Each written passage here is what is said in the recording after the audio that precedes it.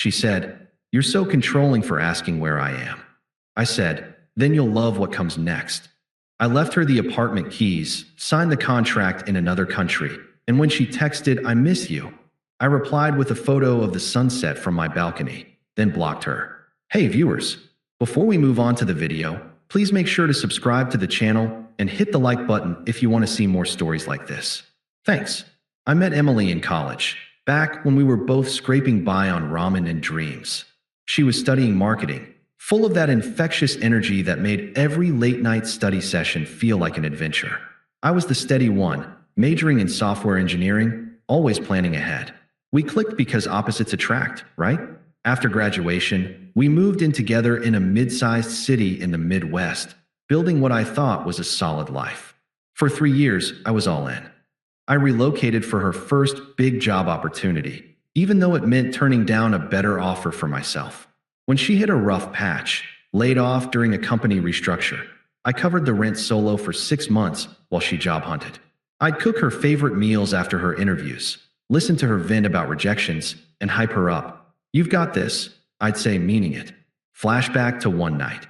She came home defeated, tears streaming, and I held her for hours, promising we'd get through it. I even dipped into my savings to pay for a certification course she wanted.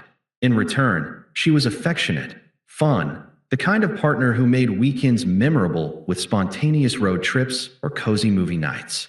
But things started shifting about a year ago. Emily landed a new gig at a trendy agency, and suddenly her schedule exploded. Late nights at team-building events, weekends networking. I'd text her around 10 p.m., just a casual, "Hey, everything good? Heading home soon." Nothing intense, just checking in like any normal couple. Her responses got snappier. "I'm fine, stop hovering." Or, "Why do you always need to know my every move?" It stung, because I wasn't prying, I cared. If roles were reversed, I'd want her to know I was safe. The red flags piled up. She'd come home smelling like cologne that wasn't mine, her phone glued to her hand, notifications silenced. I'd ask gently, "Rough day? Want to talk?" And she'd brush it off with, "You're being paranoid." I tried to give her space, thinking it was work stress. But inside, doubt crept in. Was I really controlling for wanting basic communication? I replayed our conversations in my head, questioning if I'd overstepped. No, I decided I was just being a partner. Loyal, committed, the guy who showed up every day. One evening, I found a coffee receipt from a spot across town, timestamped during her overtime. I didn't confront her right away. Instead, I sat with it, feeling that pit in my stomach grow. We had built something real, or so I thought. I sacrificed promotions to stay local for her, turned down trips with friends because she wanted us time. And now, it felt like I was the backup plan in my own relationship. Little did I know, the betrayal was about to blow up in my face. It all came to a head on a rainy Thursday night. I'd gotten home early, made her favorite stir-fry, hoping to reconnect. She walked in around 9 p.m., soaked but not from the rain, more like she'd been rushing. Her face was flushed, eyes avoiding mine. I set the table, trying to keep it light. "Dinner's ready. How was your day?" She dropped her bag with a thud and crossed her arms. "We need to talk, Alex." My heart sank, but I nodded, sitting down. "Okay, what's up?" She paced the living room, not even glancing at the food. "This isn't working. You've become so controlling. Always asking where I am, what I'm doing. It's suffocating." I blinked, caught off guard. "Controlling?" "Emily, I ask because I care. If you're out late, I worry. That's not control, that's concern." She rolled her eyes, that smug smirk creeping in, the one she used when she thought she had the upper hand. "Concern? Please. It's jealousy disguised as caring. Jake doesn't do that. He trusts me, lets me breathe." Jake, her co-worker, the flashy salesman from the agency. I'd met him at a company party. Charming, sure, but slimy. "Jake? What's he got to do with this?" She stopped pacing and leaned against the counter, her tone turning dismissive. "Everything. We've been seeing each other for months. He's exciting, Alex. He doesn't clip my wings like you do. Our relationship, it's stagnant. You're always planning, saving, being responsible. Jake lives in the moment. He makes me feel alive." I felt like I'd been punched. Months? All those late nights, the dodgy excuses. "So you've been cheating, and you're blaming me for what?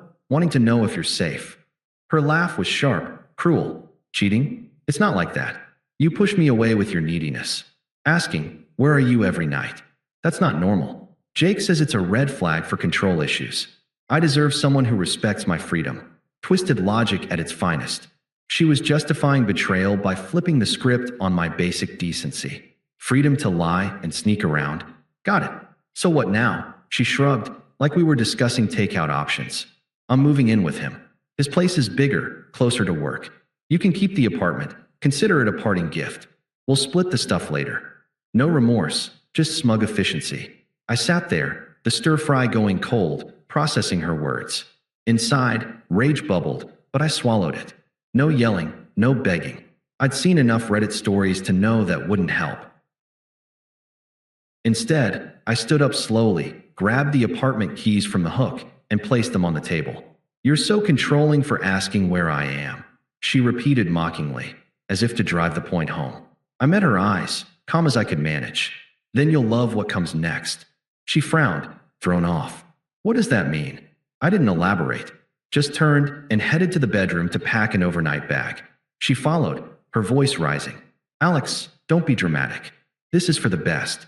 You'll see. Maybe you'll find someone who likes your stability. Stability.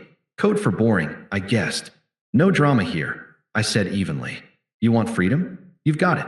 She huffed, grabbing her things. Fine. I'll crash at Jake's tonight. We can talk logistics tomorrow.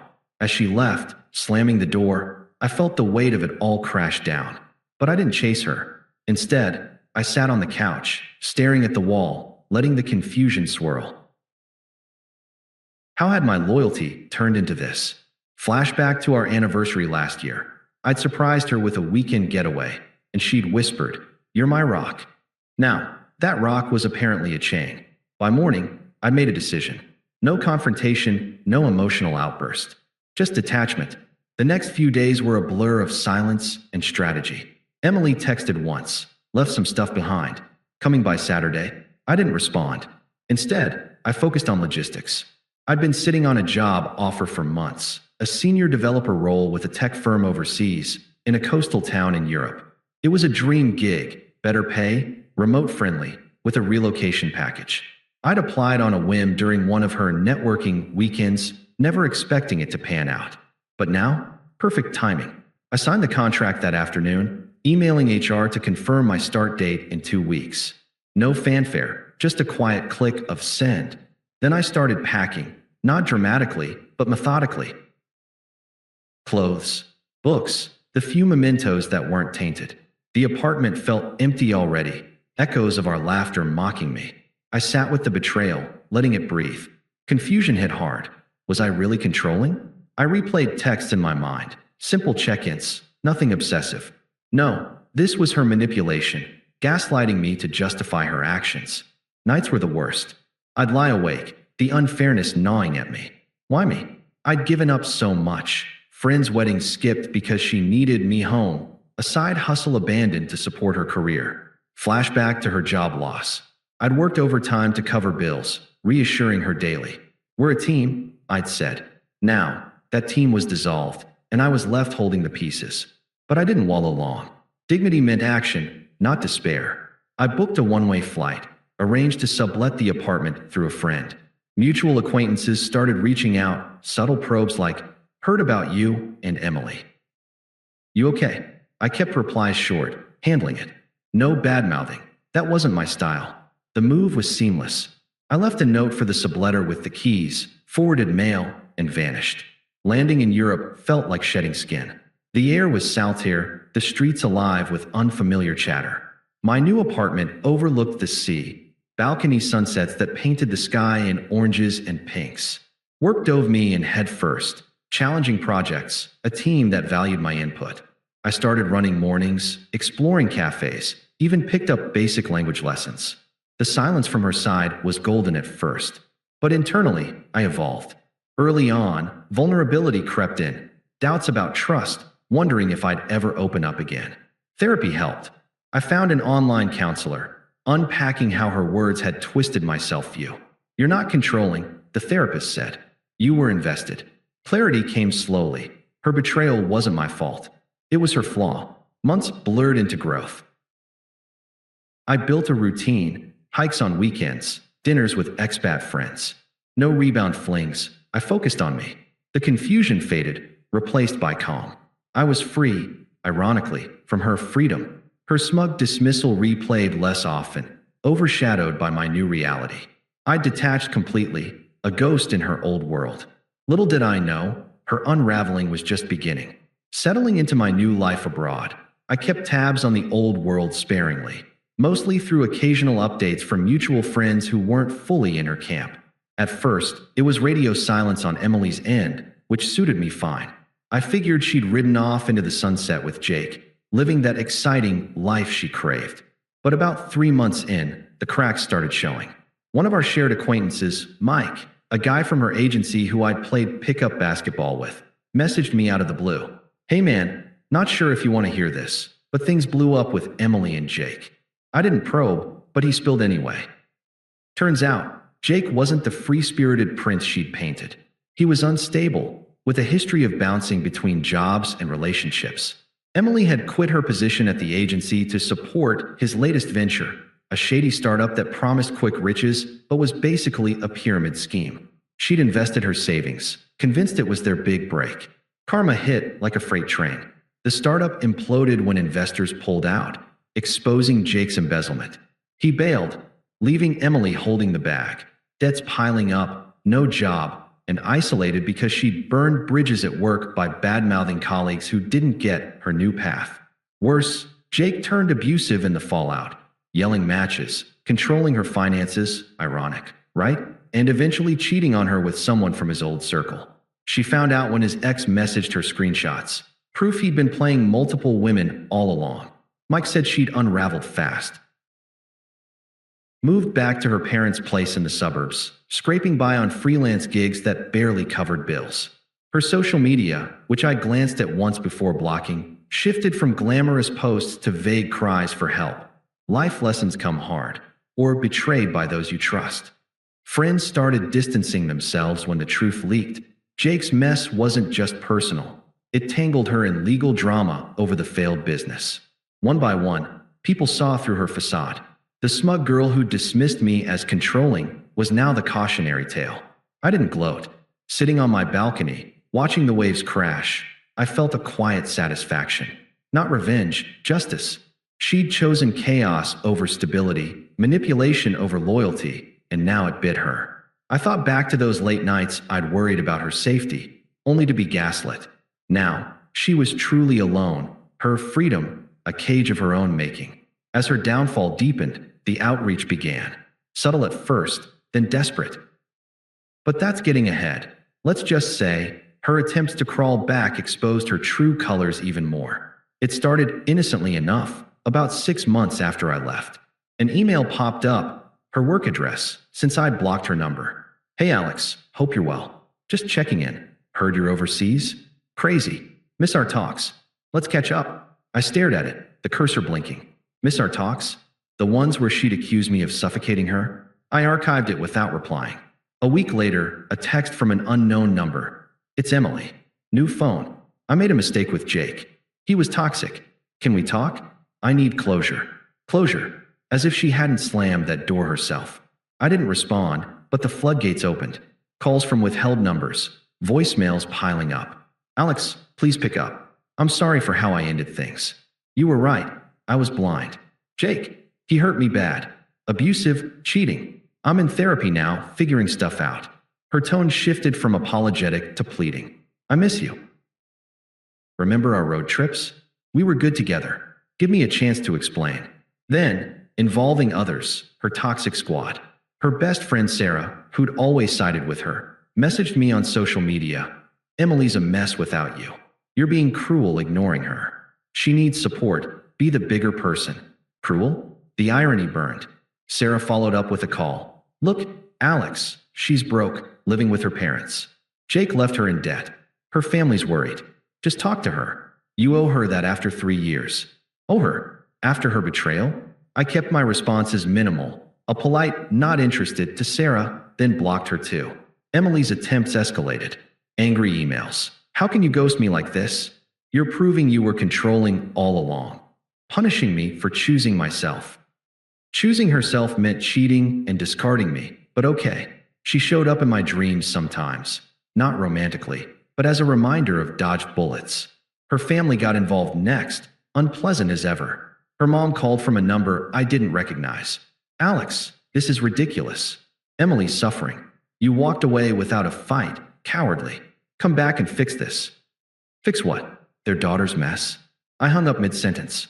The desperation peaked with a barrage of texts. Please, I'm alone. No one understands like you. I was wrong. Jake was a liar. Let's start over. I'll move there if you want. It revealed the hypocrisy, begging for the stability she'd mocked. Power reversed. She was unraveling, while I thrived. But I stayed detached, no emotional hooks left. The climax came unexpectedly, about a year after the split, during an online reunion for our old college group. Mike organized it, a video call to catch up. I joined from my balcony, sunset glowing behind me, feeling worlds away. Little did I know, Emily had wheedled her way in, probably through Sarah. She popped on screen, looking worn, dark circles, forced smile. The chat was awkward. People tiptoed around our history.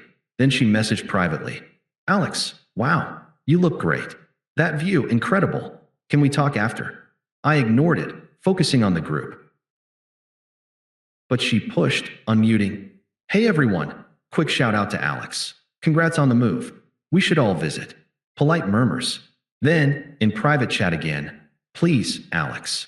I miss you. Jake was a nightmare. Abusive, left me broke. I'm better now. Let's reconnect. Her voice cracked on the call when she circled back publicly. Alex, off topic, but I regret everything. You were the best thing. Can we chat privately? The room went silent. I unmuted calmly, face neutral. Emily, that chapter's closed. I've built a life here. New job, new friends, peace I didn't know I needed. You're irrelevant to that now. She blinked, stunned. Irrelevant. After all we had. You're heartless. Heartless, like her smug breakup? I didn't bite. Not heartless. Just moved on. Completely. She ranted then, true colors blazing. You think you're better? Running away to Europe? You'll end up alone too. I smiled faintly. Alone? Nah. This is freedom, real freedom. Enjoy yours. With that, I sent a quick photo to her private chat. The sunset from my balcony, waves crashing below. No caption needed. Then, I blocked her mid-call, excusing myself from the group with a wave. Great seeing you all, gotta run.